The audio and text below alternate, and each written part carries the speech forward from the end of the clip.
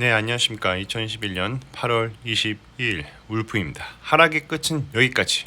인버스 매도 의견을 제시합니다. 라는 내용으로 오늘 아침에 픽한 ETF는 다이거 200 선물 인버스 2X입니다. 이 상품 같은 경우에는 매도 의견을 드리는 부분이고요. 상품 특성상 코스피 하락에 투자를 한다는 거죠. 그것도 레버리지로. 주가 추세상 인버스 단기 바닥에 충분히 상승을 했고 평균 가격대에 진근접을 했다. 그래서 이 가격대에서 방향성을 결정하는 흐름이 보여줄 텐데 저는 이제 다시 코스피가 상승한다라고 보여지고 보고 이렇게 말씀을 드리는 부분이고요. 그 이외에 일주일 이내 급등한 섹터 ETF로는 다이거 원년 선물 인버스 상품입니다. 투자 아이디어입니다. 이제 여기서 물론 더 하락할 수가 있습니다. 그러나 언제까지 하락만 할 수 없다는 거죠. 누군가는 하락 포지션에도 이 가격이 충분히 내려왔다. 그러니까 하락 포지션을 걸고 상승을 했으니까 충분히 상승했다고 보는 거죠. 코스피가 충분히 떨어졌다. 다시 말해서 이제 가격이 바뀌었으므로 사람들의 생각이 바뀔 것입니다. 그게 이제 평균 가격대에 도달했을 때 그때 누군가 그러니까 여기서 시장 참여자들이 고민을 시작을 한다는 것이죠. 바이셀 메소드입니다. 프리미엄 구간을 닫고 내려올 때 매도를 하는 것이고요. 디스카운트 구간을 닫고 반등할 때 매수를 하는 것입니다. 자, 여기에 동일한 패턴이 나오면 대응하는 부분입니다. 자, 바이 포인트, 셀 포인트입니다. 자, 30주선 평균 선물 가격에 좀 도달을 했다는 것입니다. 그래서 저의 시나리오는 크게 두 가지인데요. 전고점 가격대 닫고 내려온다면 코스피의 상승 흐름을 당연히 보여주겠죠. 인버스 가격이 하락하게 될 것입니다. 시나리오 두 번째는 가격을 뚫고 상승한다면 코스피의 하락이 지속될 건데 이때는 인버스 상품들이 다 같이 상승을 하겠죠. 근데 중요한 건 이슈는 뭐다? 왜냐면 신용 반등 물량입니다. 이게 반대 매매를 당하게 되면요, 강제로 시장가에 청산을 당하게 되는 것입니다. 그렇게 되면 계속 시장가로 매도 물량이 나오기 때문에 가격의 하락이 가속화가 발생하게 되고 인버스 상품들은 급상승하게 되는 것입니다. 선물 가격도 당연히 그에 따라서 반응을 하게 되는 거겠죠. 그래서 이제 최근에 거래량과 거래 대금 상승 흐름을 좀 보여주는 흐름을 좀 보여주고 있다라는 것을 말씀드리고 싶고요. 설정 이후에 두 가지의 이제 가격의 변동이 있었죠. 미중 분쟁 이슈로 이제 선물 인버스 상품이 꾸준히 오르다가 다시 이제 회복을 한다시피 하면서 이 코로나 대참사가 발생해서 한번 급상승한 적이 있었습니다. 뭐 이때 이제 투자하신 분들은 거의 엄청나게 돈을 버셨을 수도 있어요. 이 거의 아마 60% 이상 수익을 보다가 청산하신 분들 계실 텐데 그 이후로 지속적인 이제 현금 유동성의 엄청난 유동성 때문에 주가가 많이 상승을 하게 됐죠. 지금은 이제 바닥 국면에 있는데 여기서 상승을 더 해줄 것이냐 아니면 추가적인 하락이 나올 것이냐 그게 이제 고민이긴 합니다. 이 상품 같은 경우에는 F 코스피 200이라고 해서 코스피 200 선물 지수를 추종하는 것이고요. 산출 기간은 한국거래소 선물 시장에 상장된 코스피 200 선물 지수를 또 이제 최근 월 종목 가격과 연동하는 지수입니다. 산출 방법 나와 있죠.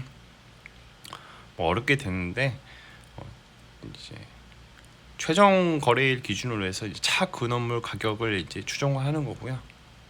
이제 뭐 최근 월 종목과 뭐 차근월 종목 평균 가격을 이용해서 산출을 한다고 되어 있습니다. 이렇게 뭐 어렵게 뭐 써놨는데 뭐 평균 가격으로 뭐 산출을 한다라는 거 보시면 됩니다. 총 보수는 이제 좀 싸요. 연 0.022% 정도. 분배금은 없습니다. 선물 상품이라 당연히 없는 거고요. 이 구성 종목을 보면 이제 두 가지 상품이 크게 들어가 있어요. 하나는 타이거 인버스 상품, 원래 이제 인버스 그러니까 선물에 대한 포지션이 들어가 있는 상품이 들어가 있고 여기서 이제 또 추가적으로 계약을 해서 선물 9월물 숏 포지션 4계약 정도 들어가 있다는 것을 알 수가 있습니다. 자, 알아보자. 코스피 200 선물 개요가 이렇게 되어 있죠. 저는 지금 가격이 충분히 떨어졌다고 생각을 합니다. 여기서 더 떨어질 수 있는데 만약에 더 떨어지게 되면 아침에 말씀드렸다시피 반대 매매가 물량이 쏟아져 나올 겁니다. 그러면 더 이제 하락이 심화가 되겠죠. 이 코스피 200 구성 종목을 보면 삼성전자 대장, 그다음에 하이닉스, 네이버, 삼성바이오로직스, 카카오, LG화학, SDI, 현대차, 셀트리온, 기아 이런 순으로 되어 있습니다. 최근에 이제 삼성전자가 많이 하락을 했죠. 반도체 이슈 때문에 좀 많이 포지션이 매도 포지션으로 대거 물량이 좀 나왔는데, 그렇다 보니까 코스피 200 종목에 전체적으로 영향을 주는 부분이 있었기 때문에 이 코스피 200이 하락을 하면서 인버스 상품이 많이 올랐습니다. 이제 시장에 대해서는 다양한 이유들이 존재를 하게 되어 있어요. 그래서 첫 번째는 이제 반도체 슈퍼사이클 마감으로 해서 이제 첫 바따로 이제 마감 그 하향 레포트 마이크론에 대해서 하향 레포트가 나왔죠. 디램 가격 그렇게 메리트가 없다 뭐 이런 내용으로 나왔는데, 그렇다 보니까 삼성전자나 하이닉스에 대한 대규모 매도 물량이 나왔던 것은 사실입니다. 이게 이제 지수를 움직이는 큰 대형주들이 출렁거리면서 가격이 반영이 된 거죠. 인버스 가격이 상승하게 된 것입니다. 자, 두 번째로는 이제 뭐 변이 바이러스 창궐에 따른 우려가 있고, 세 번째로는 중국 공산 당발 규제 이슈로 시작된 신흥국 국가의 ETF가 대규모 자금 이탈이 보였다. 그렇기 때문에 삼성전자나 하이닉스에 대해서 당연히 포지션을 줄여야 하기 때문에 매도를 할 수밖에 없는 거고, 우리나라 시장의 선물 시장이나 옵션 시장이 되게 커요. 그렇기 때문에 외국인의 포지션에 변화가 있었습니다. 이제 현물을 매도하고 선물에 대한 숏 포지션을 구축하면 돈을 버는 구조이기 때문에 아마 이런 매도 물량이 나와 있지 않나 그렇게 생각을 해봅니다. 또 이제 최근에 삼성전자 분기 배당금에 따른 인출로 환율 변동성이 발생을 해서 그에 따른 영향을 좀 보여줄 수가 있다라는 내용도 있었고, FOMC 회의로 결과가 나왔죠. 테이퍼링 이슈와 금리 인상 이슈 때문에 신흥국들이 타격을 받을 것이니 미리 포지션을 좀 정리를 하자, 뭐 나는 그런 내용도 있습니다. 그 외에 기타 등등 다양한 이슈들이 시장에 존재를 하고 있고요. 시간이 지나면 대부분 알 수 있는 것들이에요. 그래서 조금 인내심을 가지고 좀 지켜볼 필요가 있겠다라는 게 저의 의견입니다. 네, 자, 이번 주에 그 외에 많이 상승한 섹터로는 타이거 원유 선물 인버스 환 해지 상품입니다. 이것도 역시 이제 단기적인 이슈들이 좀 있었어요.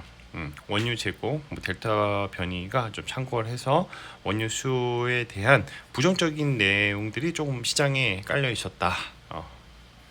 이게 철저하게 이제 수요와 공급의 법칙을 따르게 되고, 선물 시장은 이제 사람들, 그러니까 시장 참여자들의 생각이 좀 반영되는 부분이 있습니다. 그래서 이제 단기적인 이슈 때문에 인버스 상품들이 최근에 많이 올라왔습니다.